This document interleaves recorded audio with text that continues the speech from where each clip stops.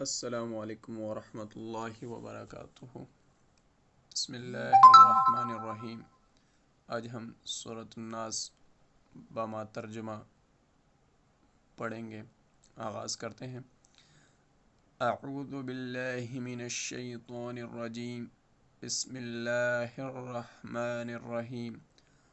قل اعوذ برب الناس، قل کہہ دیجئے اے پیغمبر، اعوذ میں پناہ میں آتا ہوں، برب الناس لوگوں کے رب کے، مالک الناس لوگوں کے بادشاہ کے، الہ الناس لوگوں کے معبود کے، من شر الوسواس الخناس اس شیطان کے شر سے جو وسوسے ڈال کر چھپ جاتا ہے، الذی یوسوس فی صدور الناس جو لوگوں کے سینوں میں وسوسے ڈالتا ہے، من الجنۃ والناس جنوں اور انسانوں سے۔